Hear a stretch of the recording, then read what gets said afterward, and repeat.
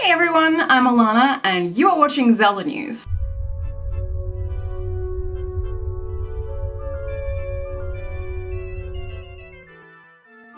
I'm sure some of you have been enjoying Shark Week, but there are not nearly enough Zelda-related sharks, am I right?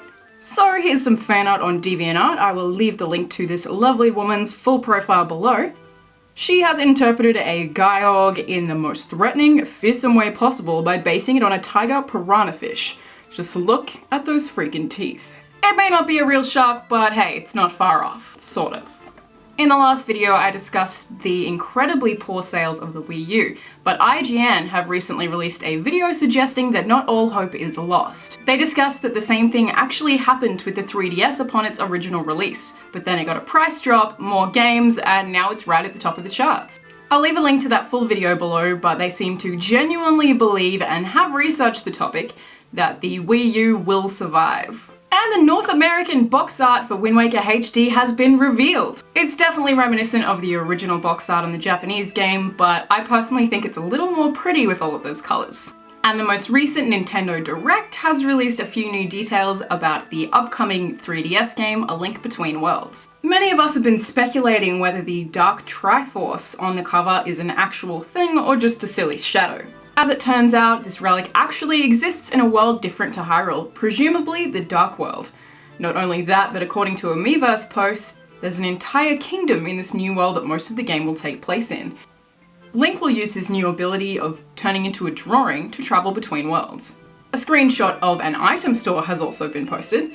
What's peculiar here is that a large amount of Link's inventory appears to be for sale, leaving us with the question of whether items will no longer be found in dungeons. Could this also mean that you can buy any item you want at any time? And what does this mean for the linear, or perhaps non-linear, progression of the game? And what you're looking at right now is a new piece of official art that has been released. Compared to the E3 artwork, we can see a few differences. Link looks a lot younger and more similar to the Link from Oracle of Seasons/Ages. There are also some minor tweaks to Link's tunic equipment, such as the bracelet and shield.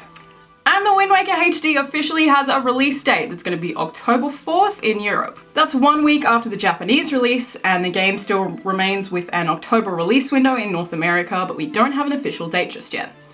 And an amazing blacksmith has actually forged a master sword that will break pots and cut fruits. Tony Swatton is a real-life blacksmith who every Monday forges weapons from video games, televisions, and movies. You can see his weapons being formed in his YouTube series, Man-at-Arms.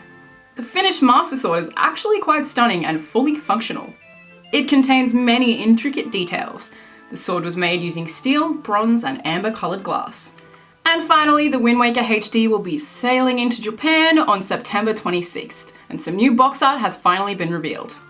And thank you everyone for watching. If you'd like to see more videos from me that aren't always related to Zelda, then my YouTube is in the description below. You can also find me on Twitter and Instagram if you want to.